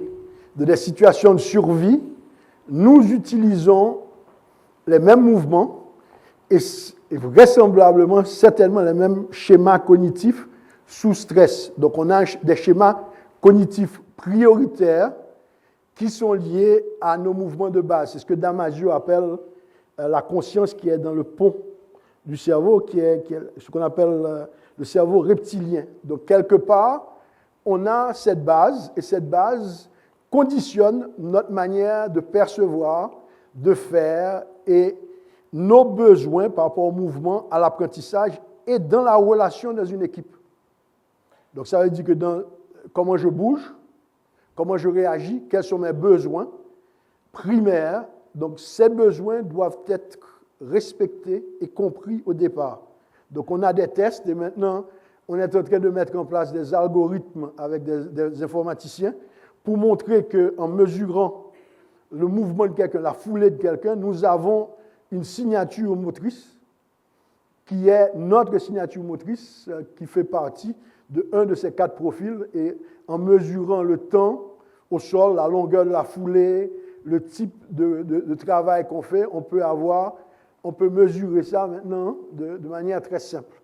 Donc vous avez une itération de 3 semaines pour sortir les livrables et les... Non, je déconne. C'est bon ? L'idée là-dessus, c'est que comprenez DGRC, simplement, c'est une fois qu'on a identifié ça chez quelqu'un, c'est sa main droite. C'est sa zone d'expression. Donc on sait où c'est facile pour lui, où c'est facile pour elle, cette personne, et comment elle va pouvoir, sous régression du stress, parce que fatalement on est sous pression, quelle dynamique elle va mettre en place. Comprenez qu'il n'y a pas d'étiquetage. On part de quelque part, mais on navigue aussi sur d'autres motricités pour s'adapter. Tout comme Qu'est-ce qui se passe quand vous portez une charge lourde de la main droite et vous commencez à être fatigué? Qu'est-ce que vous faites naturellement au bout d'un moment? Vous ne le commandez pas. Si vous avez un plâtre à la main gauche, eh bien vous posez, mais si vous avez votre main gauche, vous utilisez votre main gauche en soutien. Très rapidement, vous fatiguez très vite, et quand j'ai récupéré, très vite, je reprends de l'autre main. D'accord? Donc ça, c'est exactement les mécanismes que l'on vit tous de façon globale. Et c'est ça, là-dessus, qu'on sait aller identifier et travailler sur la dynamique individuelle. Et anticiper qu'est-ce qui va se passer quand on va rentrer dans la red zone, la fin du projet, comment tout le monde commence à être crevé, la pression du temps est là, c'est la fin de l'année, etc., etc. Et comment tout ça va pouvoir fonctionner néanmoins dans ces temps qui sont plus sous pression. Parce que quand tout va bien, généralement, il y a besoin de personne. Quand tout va bien, tout va bien. Mais quand ça commence, il y en a un qui commence à aller moins bien, le client qui commence à mettre la pression, les délais qui commencent à pas être tenus, les coûts qui commencent à être justes, là, ça commence à aller moins bien pour tout le monde. Et c'est là où ça devient beaucoup plus difficile et délicat. Et c'est là qu'il faut performer. C'est là qu'on est performant ou pas performant. C'est bon. Voilà. L'idée, c'est que vous avez, une fois de plus, vous pouvez en prendre connaissance, et ça correspond effectivement à des besoins. Là, on est sur un niveau de compréhension extrêmement léger, et d'apprentissage et de vulgarisation. Il y a des gens qui sont pratiques, donc ils ont d'abord besoin d'avancer. Voilà. Des gens qui sont plutôt relationnels, c'est ceux qui vont effectivement mettre du rond dans les collectifs, faire l'interaction client, etc. Des gens qui sont idéalistes, effectivement, c'est peut-être ceux qui vont être capables d'anticiper, voire venir à un certain nombre de signaux faibles, peut-être. Et puis il y a des gens qui sont plus rationnels, qui sont plus conceptuels. D'accord ? C'est peut-être ceux dont on a besoin pour justement architecturer, cartographier, formaliser, structurer. Et donc, important de comprendre, les personnes D et G sont sur des projets de performance à court terme. Ce que je fais, quel est l'impact de mon action d'ici 1, 2 ou 3 mois? Les profils R et C sont capables d'aller sur des projets à long terme. C'est ni bon ni mauvais. Savoir que je construis un projet, est-ce que c'est quelqu'un qui est sur un projet de performance à court terme ou est-ce que c'est quelqu'un qui est sur un projet de performance à long terme? Et souvent, ça crée des conflits. La personne qui est sur du court terme, il ne faut pas lui parler à 3 mois, il faut lui parler qu'est-ce qu'on veut obtenir à la fin de cette semaine. Et souvent, c'est mes athlètes qui m'ont expliqué ça, que je leur parlais du milieu de saison. Ils disent, coach, on n'a rien à cirer du milieu de saison. Qu'est-ce qu'on fait samedi? Le milieu de saison, c'est loin. Pour nous, samedi, c'est déjà trop loin. Donc, qu'est-ce qu'on fait maintenant? Comment on est performant sur du court terme? Et ça, c'est même pas la peine de leur parler. Donc, qui a besoin de savoir quoi? Qui a besoin de se diriger vers quoi? Oui? Oui. Est-ce qu'on peut influencer sa façon d'être en changeant la marche? Là, on ne peut pas le faire de manière automatique. On peut essayer, mais ça ne va pas changer. La marche, ok, c'est simple. Quelqu'un qui est fort en rotation interne, si on fait une radio du bassin, elle a des têtes de fémur pénétrantes. Et ça veut dire que c'est le psoas qui équilibre le bassin. Quelqu'un qui marche plutôt avec les épaules d'abord, qui a une marche par le haut, il a des têtes de fémur peu pénétrantes et c'est les ischios qui équilibrent le bassin. Donc clairement, notre corps est construit comme ça. On ne sait pas quand, à un moment dans le ventre de la mère, un phénomène d'apoptose, il y a un choix de structure qui se met en place. Ce n'est pas génétique parce qu'on a vérifié ça. On pense que c'est épigénétique, on a vérifié sur des milliers de personnes. On n'arrive pas à trouver de lien, de cause à effet entre parents et enfants. On ne trouve pas. Par contre, on sait que les vrais jumeaux n'ont jamais le même profil. On a testé à peu près 200. On ne trouve jamais, même des jumeaux n'ont pas le même profil. Donc, quelque part, c'est une adaptation qu'a la personne à un moment donné qui lui donne une structure osseuse. Parce que pour moi, au départ, chez l'être humain, notre base, c'est notre structure osseuse. Nos os tournent dans un sens ou dans l'autre. Deuxièmement, il y a la colonne vertébrale, qui est la relation du mouvement, etc., la colonne vertébrale qui travaille par rapport à nous. Troisièmement, il y a les intestins, ce que je mange. Il y a le cœur, Ensuite, le cerveau vient coordonner tout ça. Mais il faut partir du plus basique, du plus vieux, okay, pour aller vers le plus récent, le plus développé, le plus développé, le plus visionnaire.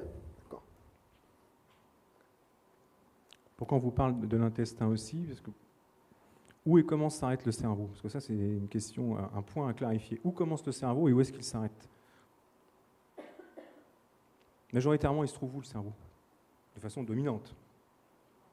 Tout le monde le sait, ça va? Ici. Mais ça commence où? Physiologiquement dans le corps. Ça commence ici avec la moelle épinière. Donc ça veut bien dire que le tronc cérébral et le corps. Voilà. Et pourquoi c'est la moelle épinière? Parce qu'il me permet de faire la jonction entre le haut et le bas. D'accord? Deuxième chose, vous savez qu'on a des neurones ailleurs que dans le cerveau. Est-ce que vous savez où? Dans le cœur et dans les intestins. Et dans les intestins en particulier, qu'est-ce qui est important? C'est là où sont sécrétés les neurotransmetteurs. Donc la qualité de fonctionnement de votre cerveau se fait essentiellement par ce que vous mangez et par ce que nous mangeons. À cause de la barrière du cerveau, le cerveau a une barrière de protection. C'est tout le problème qu'ont les fabricants de médicaments. Parce que c'est très difficile de pénétrer cette barrière invisible qui est toute petite, mais très difficile à pénétrer. Donc c'est pour ça que c'est un neurotransmetteur. Il faut trouver des neurotransmetteurs, des choses qui passent de l'intérieur. Très difficile d'apporter des choses qui sont externes au cerveau. Les dernières recherches médicales dans les laboratoires pharmaceutiques et au niveau médical sont concentrées sur l'intestin. Pour vous donner un ordre d'idée, il y a un certain nombre de maladies qui touchent le cerveau, qui sont détectables très tôt dans l'intestin, bien avant que les symptômes sur le cerveau soient... Parfois, les gens vivent pendant des années avec un virus dans l'intestin, et un jour, ils se réveillent avec une pathologie neurologique qui est liée à un virus, qui est dans l'intestin, qui se nourrit même des bactéries qui sont... Ça, c'est les dernières découvertes qui sont en train de se faire. Donc c'est pour vous dire que la qualité de ce que vous mangez par rapport à qui vous êtes et à votre profil, une fois de plus, est extrêmement importante pour votre performance physique, bien sûr, mais aussi mentale.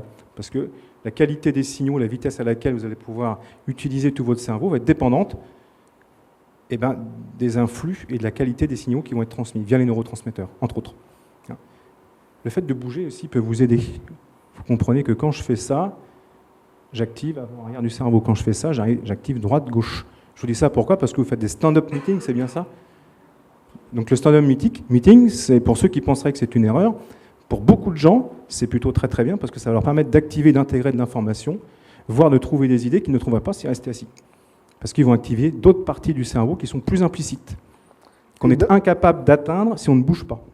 Dans certaines écoles aux États-Unis, ils disent certains gamins, il faut leur laisser bouger. Parce que s'ils ne bougent pas, ils n'apprennent pas. Donc ça, c'est important de comprendre. Pas tout le monde est capable de rester assis de manière très sage à faire les choses. Et que ceux qui veulent bouger, allez-y, c'est le moment. C'est pas de l'impatience.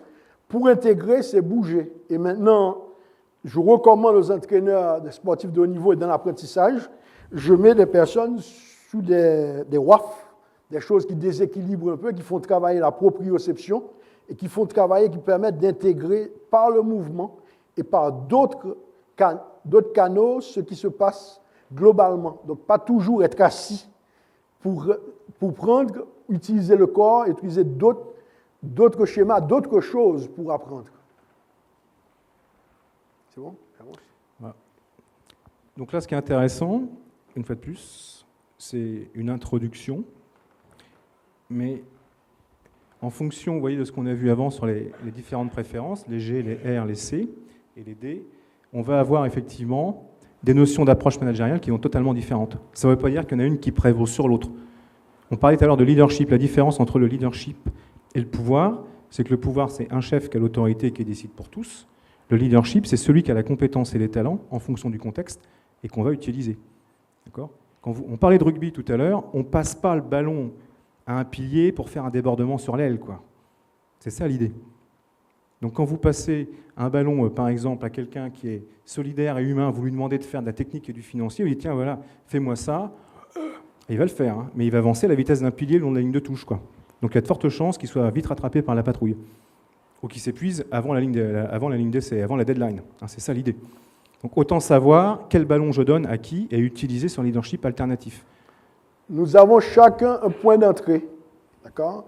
Un point d'entrée préférentiel que nous, on appelle le neuronet. Le point d'entrée, ça ne veut pas dire que ça se passe là, c'est le point d'entrée qui nourrit tout le cerveau. En sachant que c'est encore des histoires, on utilise toujours, quand je bouge mes doigts, j'utilise tout mon cerveau. Par contre, c'est rentré par une partie du cerveau et c'est analysé par tout. Ça permet à tout le cerveau de travailler. Donc, plus le point d'entrée est bon, pour moi, plus mon travail est performant, plus je vais être capable de synthétiser et d'utiliser tout mon cerveau de manière harmonieuse et efficace. Si c'est le mauvais point d'entrée, eh ben, j'ai du mal. Et la deuxième chose qu'il faut comprendre, l'être humain est ainsi fait, il n'est pas comme moi, donc il n'est pas normal. Et ça, c'est hyper important. Comment? On n'est pas tous bons comme ça? On n'est pas tous bons comme ça? Ben non. On est différents. Et accepter la différence, si l'autre est différent de moi, c'est une force, ce n'est pas une faiblesse. On peut avancer, Ralph. Voilà, d'autres, c'est une autre façon de regarder ces profils, qu'il y a un certain nombre de choses qu'on peut retrouver, de liens qu'on peut faire. Vous voyez, sur les aspects contrôle, on va retrouver un certain nombre d'outils que vous connaissez. Tous, c'est des outils que vous connaissez ici. Quand on est ici, voilà, à quoi ça va servir, quel leadership et qu'est-ce que ces personnes vont amener. Ici, pareil, et là-haut, pareil. Donc, une fois de plus, quel est le contexte, quelle est la phase du projet dans laquelle on se trouve, et quel lead on utilise, et quels sont les besoins du processus d'équipe par rapport au contexte pour atteindre l'intention qui est que le projet soit réalisé au meilleur coût, au meilleur délai, avec la satisfaction client optimale, et des gens qui ne sont pas épuisés ou qui n'ont pas explosé en vol au cours du projet. Cette année, j'ai accompagné 17 entreprises. Quand on regarde sur quoi les entreprises communiquent, tout le monde communique en jaune et en rouge. Vous regardez, vous allez sur les sites de toutes les entreprises, tout le monde parle de prospective, tout le monde parle de leadership, tout le monde parle de knowledge management.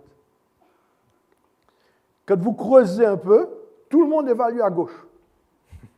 OK? Donc, on vous dit, vous allez lire, toutes les valeurs sont à droite, et puis toutes les évaluations, tous les avancements sont à gauche. Donc, les personnes sont un peu schizophrènes, elles ne comprennent pas ce que ça veut dire. D'un côté, on nous dit c'est ça qu'il faut faire, et d'un autre côté, on nous évalue totalement de l'autre côté. Donc, c'est comprendre qu'il y a les deux, et que mon patron va aller là-dessus. Et quand en France, quand je fais des interventions syndicat-patron, les patrons sont en bleu, ils ne veulent pas décoller du bleu, et le syndicat est en rouge, il ne veut pas décoller du rouge. Et si chacun ne fait pas un effort de comprendre l'autre, on est dans un dialogue de sourds pendant des années.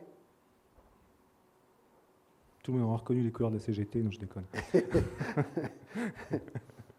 Une fois de plus, on n'est pas à dire que l'un prévaut sur l'autre, et que c'est des complémentarités, et tous, ce qui est important, c'est que naturellement, on sait se dire où on est fort, mais là où je suis vulnérable, généralement, on a du mal à l'admettre, et on a du mal à aller trouver des soutiens. Pourquoi chez les militaires, dans tous les postes à enjeu, le binôme est la règle? Vous voyez jamais un militaire intervenir seul. Jamais. Plus l'environnement est hostile, plus il faut aller vite, plus c'est compliqué et complexe, plus le binôme est important. Et quand vous êtes dans des environnements très hostiles, je vous garantis que votre binôme, vous le choisissez bien, parce que vous savez que votre vie peut en dépendre. Donc cette notion d'interaction et des deux est toujours extrêmement importante. Donc pensez aujourd'hui, qui que l'on soit, moi le premier, se dire qu'on va réussir dans le monde dans lequel on est, les challenges qui sont les nôtres, avec mes petits bras musclés, disant je vais être sur le podium, et c'est la meilleure façon de se prendre les pieds dans le tapis et de s'éclater avant l'arrivée, quoi. Si vous avez une équipe qui valorise anticipation et prospective, il n'y a personne qui met en place les process, vous ne produisez jamais rien. Ouais. Vous avez toujours des idées, mais il n'y a jamais rien de concret qui se fait. Donc, important de comprendre qu'on a besoin des deux, et que si on n'a pas les deux, on ne peut pas être performant. Par contre, qui fait quoi? Comment mettre la bonne personne au bon endroit? On va passer, c'est juste un pour... Il est à disposition. Il y a une question.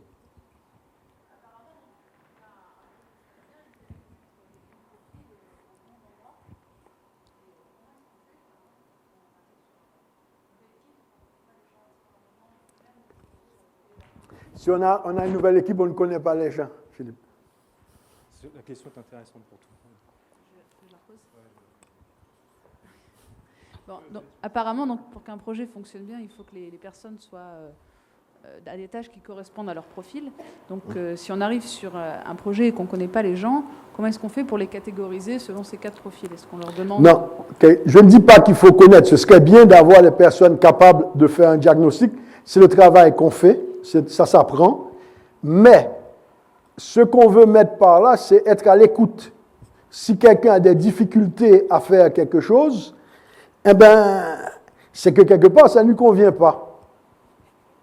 Donc, il va mettre beaucoup de temps pour apprendre quelque chose, ou quand on lui parle, la personne ne comprend pas ou nous relance sur d'autres choses, eh bien, nous fait part d'un problème. Donc, être à l'écoute de l'autre, c'est très important d'être à l'écoute et de voir qu'apprend cette personne. Et nous, je pars de l'idée que si j'apprends quelque chose à quelqu'un, la personne n'est pas capable de l'intégrer, le problème vient de moi, pas d'elle. Donc, à la différence, c'est qu'on pense toujours que la faute est à l'autre, la faute, c'est toujours à nous. Donc, la problématique est là. Et j'aime raconter cette anecdote. J'étais directeur technique en Grande-Bretagne et je travaillais avec l'équipe. Et mon adjoint était sergent instructeur des SAS. Et je fais répéter, et la personne n'arrive pas. Il vient me voir, Ralph, tu es l'expert, mais tu perds ton temps. Je lui dis, pourquoi tu dis ça, Keith? Il dit, j'étais en Irlande du Nord. Si un collègue doit prendre autant de temps à apprendre à faire quelque chose, je ne veux pas que ma vie dépende de lui. Donc, si quelque chose ne va pas assez vite, la personne n'est pas capable de l'intégrer, elle fait, elle oublie, il faut trouver une autre tâche ou une autre manière d'aborder le problème. Pour illustrer concrètement, avant de venir ce matin, je voyais une personne que j'accompagne. Et puis il arrive, la tête un peu défaite, donc pas dans la bonne mood. Donc, et puis il me dit, j'ai une grosse épine dans le pied. Là, et je me doutais qu'il y avait effectivement quelque chose qui l'empêchait de bien se sentir. Et en fait, il me dit, voilà, j'ai un problème à tel endroit. Et puis quand on débriefe un petit peu, on creuse un petit peu le truc, au mois de juillet, cette personne-là lui dit, écoute, moi je veux partir. Et lui étant, moi je ne suis pas prêt. D'accord ? Donc, je n'entends pas ce que l'autre me dit. Moi, je ne suis pas prêt parce que je suis pris sur d'autres choses à côté. Mais par contre, tu tiens la boutique jusqu'à la fin de l'année et puis je m'arrange à la fin de l'année pour que ce soit bien pour toi. Résultat des courses, il est planté parce que le type, il est en arrêt maladie. Il a pas pu. Il avait envoyé un signal certainement pas très explicite, d'accord, que c'était pour lui, ça dépassait ses capacités ou qu'il était plus prêt à faire face aux enjeux. L'autre lui dit, bah non, tu retiens, puis en plus tu lui mets de la pression parce que dès le mois de début de septembre, il dit, bon, attends, bouge pas, comme tu t'en vas, c'est quelqu'un qui a besoin de contrôle, donc il faut que je contrôle, donc il commence à lui envoyer des mails, toutes les semaines on fait le point, machin, etc. Donc il rajoute un peu de pression certainement à quelqu'un qui est déjà un petit peu en dessous, mais c'est pas intentionnel ce qu'il fait, parce que son besoin à lui, c'était ça. Mais par contre, quel était le besoin de l'autre? Et si au mois de juillet, il avait dit, ok, c'est bon, on arrête, au mois de septembre, il a recruté pendant l'été, il a recruté son remplaçant. Il serait dans d'autres problématiques aujourd'hui, certainement. Ça, on ne le sait pas. On ne saurait pas lesquelles. Mais il n'aurait pas cette épine où aujourd'hui, il est en mode dégradé. Comme je lui ai dit, j'ai pris une image de marin. Je lui ai dit, tu as dans un même périmètre de business, il a une avarie sur la quille et une avarie, il n'a plus de mât sur le bateau. Donc, quand vous êtes sur un bateau, que vous avez une avarie sur la quille, vous n'avez plus de mât, vous commencez à être sérieusement en danger. Donc maintenant, comment il va falloir réparer tout ça? Mais parce qu'au départ, il n'a pas entendu, pour répondre à votre question de tout à l'heure, il n'a pas écouté ce que l'autre lui disait. Mais c'est l'histoire de Domenech qui fait jouer aussi certains joueurs d'un côté, alors qu'ils lui disent qu'ils se sentent fondamentalement mieux de l'autre. Vous lisez ça dans la presse tous les jours, sportifs, tous les jours. Tous les jours, vous lisez des sportifs qui disent on me fait jouer comme ça, je ne me sens pas à l'aise. Tous les jours, vous le lisez. L'entraîneur qui sait l'écouter, peut-être qu'il va, sans avoir besoin de faire quoi que ce soit, dire tiens, tu te sens mieux là, joue là, on va voir ce qui se passe.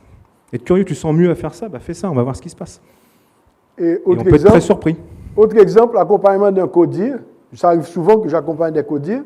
Le patron parle d'une manière et pose des choses qui ne conviennent pas au codir.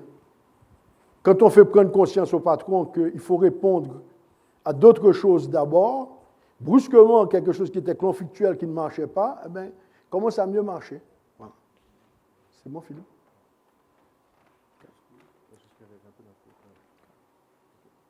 C'est bon? Oui, c'est ça. On a fait une petite impasse, parce on a un peu digressé grâce à vos questions, et merci de les avoir posées. Donc si d'autres personnes en avaient, n'hésitez surtout pas à poser des questions, parce que c'est ça qui est intéressant, c'est l'interaction qu'on a avec vous. Et puis après pendant l'heure de déjeuner aussi, si vous avez des questions, n'hésitez pas. Ça nous permet, nous aussi, de nous calibrer. On va aller maintenant sur quelque chose. Alors, Patrice appelle ça self-coaching et c'est intéressant. Moi, j'appelais ça peut-être plutôt self-control. Voilà, mais ça revient au même. Hein, c'est simplement pour une question sémantique. Mais on va aller maintenant un peu plus sur les notions de physiologie. Et j'aurais besoin d'un ou d'une volontaire. Voilà. C'est sans douleur. Merci. Voilà. Tu disais ? Non, c'est bon. Merci. Il faut venir. Voilà. Peut-être que vous n'avez pas besoin de monter. Je vais vérifier si j'ai assez de longueur. Je ne l'ai pas fait auparavant.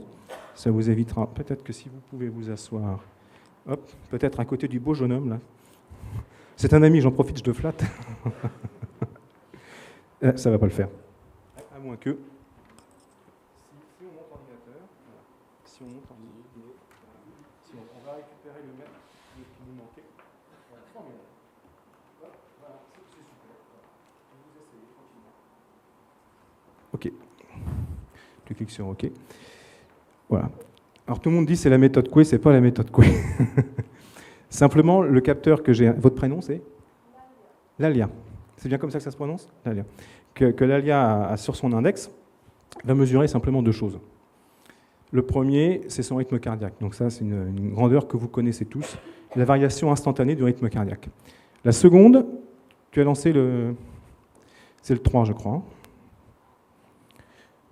Voilà, c'est lancé.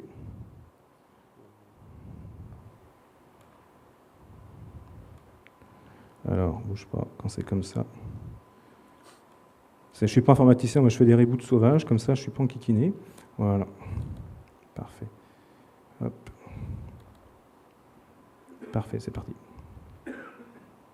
Voilà. C'est du live recording. Hein. On n'a pas répété, donc on ne sait pas quelle est la symphonie qui va être jouée. Donc première grandeur, hein, je vous le disais, effectivement, on le voit apparaître ici en haut à droite, c'est les variations instantanées du rythme cardiaque. Et que ça bouge, et que ça monte, et que ça descende, et que ce soit jamais constant, c'est une bonne nouvelle, c'est que vous êtes en bonne santé. Voilà. Qu'est-ce que ça veut dire d'avoir le rythme cardiaque qui peut ainsi, comme ça, augmenter et diminuer? Ça veut dire que je suis capable de m'adapter. Donc plus cette amplitude, vous voyez, que vous voyez symbolisée par l'axe vertical est bonne, et importante, plus ça veut dire que j'ai un potentiel d'adaptation. Donc quelqu'un qui a une bonne amplitude de variabilité comme ça veut dire que c'est quelqu'un auquel on peut demander de faire de la charge de travail parce qu'il y a possibilité d'adaptation. D'accord ? Ça, c'est la première grandeur. Ensuite, on va voir apparaître ça ici dans quelques secondes, c'est le temps qu'il se synchronise un petit peu, sauf à ce qu'il me fasse une mauvaise surprise, ce qui est possible. C'est la mesure de l'intervalle du temps en millisecondes entre chaque battement du cœur, ça s'appelle l'intervalle RR. S'il y a des gens qui sont pointus, voilà, c'est ça y est, les histogrammes sont en train d'apparaître. C'est l'intervalle de temps entre chaque sommet de battement du cœur, l'intervalle RR, qui n'est jamais constant. C'est quelque chose qui varie tout le temps et qui est dépendant de mon état interne. Voilà. Donc, quand tout va bien, que je suis en état de bien-être, que je ne me sens pas... entre guillemets, menacé, alors réellement ou par quelque chose qui me stresse et qui me pose un problème, eh bien, effectivement, l'intervalle du temps entre chaque battement du cœur, c'est entre l'accélérateur et le frein, est tout à fait constant. Et je suis zen, entre guillemets, tout va bien, d'accord ? Donc, j'ai quelque chose qui se synchronise aux alentours des 0,10, ici. C'est là où c'est dominant actuellement. Après, vous aimez faire des calculs mentaux ? Vous ne savez pas encore ? Non, on va faire un peu de calcul mental. On va partir de 1000 moins 2, multiplié par 3. Allez, 1000 moins 2, 998, moins 4. Voilà. Là, on commence à... Enfin, tu peux le virer. Si quelqu'un connaît la combine, je n'ai pas encore trouvé, j'ai désinstallé, mais je n'ai pas trouvé encore la combine pour pas qu'il m'enquiquine avec ce truc-là. On commence à avoir une physiologie, vous voyez, qui est nettement moins arrondie que de l'autre côté. Mais quand vous êtes quelqu'un de très souriante, vous reprenez du sourire tout de suite et vous souriez. Tout de suite, voilà, vous continuez à sourire. Vous continuez à sourire, à prendre le truc comme un jeu. Et je vous encourage à prendre ce qu'on fait ensemble comme un jeu. Voilà. Donc on était à 998 moins 4. Très bien. -2. -2. Multiplié par 2. C'est plus compliqué et j'étais pas prêt à ça. Vous voyez, dès qu'on met un travail cognitif, quelque chose, tout de suite, boum, on a des petites variations qui se font. Donc on va continuer à discuter tranquillement. Est-ce que vous avez des questions là-dessus, pour certains ou certaines d'entre vous? Vous pouvez par contre faire un travail, vous restez connectés, c'est ça qui est intéressant. Regardez ce qui se passe. Voilà. Je ne sais pas ce qui va m'arriver, il va poser des questions au public, qu'est-ce qu'il va poser comme question, et regardez ce qui se passe. J'ai mis de l'imprévu. On était sur gérer l'imprévu. J'ai mis de l'imprévu. Et boum, foum. Je viens ici me mettre à gauche, ça l'a fait marrer, donc c'est super que ça vous fasse marrer. Voilà. Et j'ai pris que 10 ou 15 pulsations cardiaques, au repos, assise. C'est intéressant, hein. L'impact, il n'est pas neutre. Et j'ai une physiologie, vous voyez, là, c'est plus la même trombinoscope que là-bas, vous voyez, la variabilité. Donc là, capacité d'adaptation maintenant, si j'ai envie de faire des calculs, etc., beaucoup moins rigolo et beaucoup moins agréable à faire. Donc on ne va pas le faire. Par contre, ce qui est intéressant, c'est qu'on a dégradé une physiologie. Vous comprenez que vous ne maîtrisez pas ce processus. Ça peut vous arriver à n'importe quel moment, que ce soit physique, mental, émotionnel, si vous avez faim, si vous avez soif, et j'en passe. Mais plus c'est basique et des besoins fondamentaux, plus ça impacte. Donc si vous êtes très fatigué, vous avez très faim, c'est quasiment impossible d'avoir une courbe qui soit bonne pour la performance. Vous avez compris que la courbe bonne pour la performance, c'est celle de gauche. Ici, je suis en pleine adaptation. Donc vous allez faire la chose suivante. C'était pas le même visage. Vous pouvez vous relâcher tranquillement. Voilà. Vous pouvez fermer les yeux et aller chercher simplement un souvenir positif de quelque chose que vous avez vécu. Allez chercher peut-être par la pensée, mais surtout par le ressenti. Voilà. Allez chercher cette sensation de bien-être. Gardez le sourire, pas faire d'autres travail cognitif, gardez le sourire spontané et naturel que vous avez. Voilà. Et vous allez simplement respirer librement en gonflant et en faisant travailler le diaphragme. Venir travailler la respiration profonde. Voilà. Très bien. Et vous gardez le sourire, tout simplement. Et vous n'allez pas tarder à avoir une standing ovation, parce que là, on va bientôt avoir une maître zen en face de nous. Voilà. Vous voyez que tous, vous savez faire ça. On peut prendre n'importe qui dans la salle. Rares sont les personnes, mis à part ceux qui ont peut-être bu 5 cafés, fumé 10 cigarettes, et puis qui ont un gros problème sur la tête. Quand c'est comme ça devient difficile de changer sa physiologie, parce que le système automatique prend la main. Mais 9 fois sur 10, ou 8 fois sur 10, on est capable de changer sa physiologie à tout moment. Donc je ne peux pas faire autrement que de vivre ce changement de physiologie. C'est un processus inconscient à l'insu de mon plein gré. Je ne sais pas forcément détecter quand est-ce qu'il m'arrive, parce que vous avez vu, c'est 10 plus ou moins pulsations cardiaques de différence. Donc, mis à part les gens qui font du sport, qui se connaissent très bien physiquement, ressentent ces choses-là, il y a d'autres indicateurs. La transpiration sur les mains, c'est ce que mesure ce petit capteur. La conductance de la peau, c'est ça qu'il mesure. Donc on commence à voir les mains poites, les pieds poites, c'est que je commence à être pas dans la bonne zone, qu'il faut que je refroidisse un peu le système. Donc voilà, bravo. C'est pour quelqu'un qui a 0 entraînement en public, c'est quand même assez extraordinaire. Donc je pense qu'on peut l'applaudir. Ça va faire bouger tout le monde. Merci pour votre collaboration. Voilà. On voulait finir là-dessus, puis après on va prendre quelques questions. Peut-être, on a le temps, Patrice ? Ouais. Si vous le souhaitez, si vous avez faim, ça peut être aussi l'heure d'aller manger. Okay. Et Ralph voulait faire une petite conclusion. Ça, on peut l'avoir quand on travaille de manière très poussée. Il y a des appareils qui, tous les matins, en prenant ça, en prenant des mesures, des ceintures Sunto, qui donnent l'état de la variabilité cardiaque. La variabilité cardiaque, c'est la boîte noire. C'est celle qui permet d'anticiper l'état de fatigue et l'état émotionnel dans lequel on est. Et on fait ça systématiquement avec des patrons ou des athlètes de très haut niveau dans les périodes de compétition et les périodes de grand stress. Parce qu'on est capable, avec la courbe de fatigue de la personne, savoir exactement dans quel état elle se trouve. Tu l'as derrière toi, Ralph, au tableau. Ouais, voilà. Quand on vous disait tout à l'heure, vous voyez quelqu'un qui est couché, ses hautes fréquences, le rouge, restent plus élevées que les basses fréquences, le vert. Cette personne-là ne récupérait plus. Ça, c'est pas un truc qu'on a inventé pour la conf. C'est quelqu'un qu'on a réellement mesuré. Cette personne-là, elle était à 2 infarctus, à 42 ans. Un sportif avéré, mais qui était dans une zone, depuis quelques mois, quelques années, dans une zone où quand il dormait, il ne récupérait plus. Et du coup, l'activation avait pris le dessus. Donc, je vous le donne en 1000. Le matin, à 4h30, vous faites quoi, vous ? À 4h30 du matin, vous dormez. Ben, lui, il allait nager. 4h30, 5h30, il faisait 3 bandes de nage. Ah, puis ça fait du bien. Eh oui, ça lui faisait du bien. Sauf que, s'il récupérait bien pendant le sommeil, ça ne pose pas de problème. Sauf qu'avec ces courbes-là, il ne récupérait plus pendant le sommeil. Donc, Philippe, pour lui, c'est ce qu'on appelle DEFCON 3. Voilà. Ça veut dire que si tu continues là, eh ben, tu as ton 3e infarctus et tu vas dans une boîte. C'est très clair là-dessus, donc il n'y a pas de problème. Quelqu'un qui commence à fatiguer, c'est DEFCON 1. DEFCON 1, avec les bonnes choses, on peut travailler là-dessus.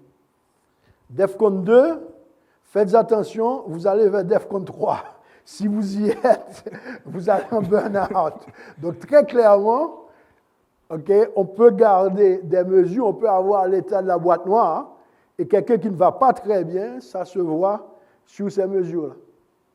Donc très clairement, c'est bien de faire, pour quelqu'un qui est en bonne santé, dans des périodes de stress, une fois chaque 3 mois, de faire ce test-là. On est en pourparlers peut-être de mettre ces appareils en informatique. Mais quelqu'un qui ne va pas, tous les 2 jours ou tous les 3 jours, il faut voir si l'effet de ce qu'on lui propose apporte quelque chose. S'il n'y a rien, ça veut dire qu'il y a des choses à faire. Voilà. Les joueurs d'équipe de France de rugby ont été suivis pendant toute la préparation et tout le mondial avec ce genre d'appareil, pendant le sommeil, donc avec un autre protocole. Moi, je veux attirer votre attention sur une chose, c'est que, vous voyez, il n'y a pas de mal à se faire plaisir, parce que regardez les préconisations, vous allez voir, c'est vachement compliqué. Du bain bouillonnant, c'est un truc qui est inaccessible à tout le monde, c'est bien connu. Il y a des bains bouillonnants nulle part, dans aucune piscine. Donc, ce n'est pas très compliqué, c'est juste 20 minutes à trouver pour aller faire du bain bouillonnant. Favoriser les protéines le midi et les glucides lents le soir. Jusque-là, ça ne me paraît pas non plus extrêmement complexe à mettre en œuvre. C'est juste une petite vigilance. L'air de dire, si je saute le repas du midi, je pense gagner du temps, mais est-ce qu'en termes de performance, je vais vraiment être plus performant que ça à moyen terme, voire à très court terme ? Ouais, massage calmant. Voilà. Activité physique à allure très modérée. Alors, allure très modérée, quand vous êtes dans cet état-là, ça veut dire que vous marchez vite, ça suffit. Quand vous êtes à 90-95 pulsations au repos, eh bien, vous marchez un peu vite, vous êtes à 115, 120 pulsations sans aucun problème. Il n'y a pas besoin d'en faire plus. Au moins 30 minutes, par contre. Et si c'est 5 minutes, il faut un minimum de 25-30 minutes pour que le système se régénère et qu'il y ait de la circulation. Et puis, un petit peu d'ostéopathie crânienne ou autre. Bon, c'est pareil, ce n'est pas des choses inaccessibles ou qui demandent un investissement énorme. C'est à ce prix-là qu'il a pu inverser ses courbes et qu'aujourd'hui, il est toujours en vie. Parce que là, s'il ne faisait rien, c'est clair qu'il y allait tout droit en klaxonnant. Il le savait quand il a eu le retour des courbes. Et tout de suite, c'est-à-dire, OK, là, il faut que je régule et je régule très vite. Parce qu'il savait que la marge de manœuvre était devenue étroite pour lui. Et ça se fait partout dans le monde, parce que ça peut être envoyé avec un fichier informatique très rapide par Internet. Donc, on peut suivre la personne à n'importe quel point du globe. Il suffit qu'elle respecte le protocole à une heure donnée. Et le protocole donné, et on peut la suivre et on peut comparer. Par exemple, l'effet du décalage horaire, si la personne a bu, tous les problèmes qui se passent, on peut avoir une bonne idée de ce qui se passe, quel que soit où la personne se trouve. Parce que souvent, on parle des sportifs de haut niveau. Moi, j'ai accompagné quelques grands patrons. Si un sportif de haut niveau prenait ce que ces mecs prenaient, il allait en prison. Il n'était pas suspendu, il allait carrément en prison. Donc très clairement, il ne faut pas non plus se voiler la face pour savoir que pour tenir un certain rythme, parfois on fait n'importe quoi. Et quelque part, maintenant, la personne a pulsation cardiaque, on dit maintenant tu es un DEFCON 3. Tu fais ce que tu veux. You do what you want. Voilà. Donc très clairement, à comprendre, et ça c'est la réalité, un bon travail bien maintenu, avec une bonne systématique, permet de rester performant. Voilà, pour vous libérer avant de vous libérer d'aller manger, c'est toujours important de rappeler les intentions, et celles qui nous guident avec Patrice. Comme le disait Patrice, ça fait 1 an qu'on s'est croisés, qu'on croise, qu'on perçoit qu'il y a des choses à faire avec vos environnements. Voilà. Donc notre ambition, elle est simple, c'est comment on va pouvoir, dans un futur proche, c'est-à-dire en 2012, pouvoir lancer un premier, on va dire, essai, prototype, test peut-être, avec un certain nombre d'entre vous pour croiser nos pratiques par rapport à votre contexte. Parce que c'est toujours le contexte qui est déterminant aussi. Donc pour ça, on a besoin, et s'il y a des choses, vous revenez vers Patrice, s'il y a des gens qui sont intéressés ou autres, nous on a besoin effectivement de créer un premier, on a des réponses, on sait faire des liens un peu dans d'autres environnements, c'est pas nouveau pour nous. Par contre, avec votre environnement, c'est quelque chose qu'on souhaite développer parce qu'on sent qu'il y a des besoins. Par contre, c'est avec vous et uniquement avec vous qu'on peut le développer. Quand j'ai avec vous, c'est les gens qui sont présents ici et ailleurs dans vos environnements. Sinon, on va transposer des choses qui pour certaines seront pertinentes, pour d'autres seront hors sujet. Par contre, on va en rater d'autres qui sont dans votre contexte et qui sont hyper importantes pour vous. Donc voilà l'intention et ce pourquoi nous sommes là aujourd'hui. Voilà. Raph, tu veux donner un mot de conclusion, c'est bon ? Merci. Merci pour votre attention et bon appétit.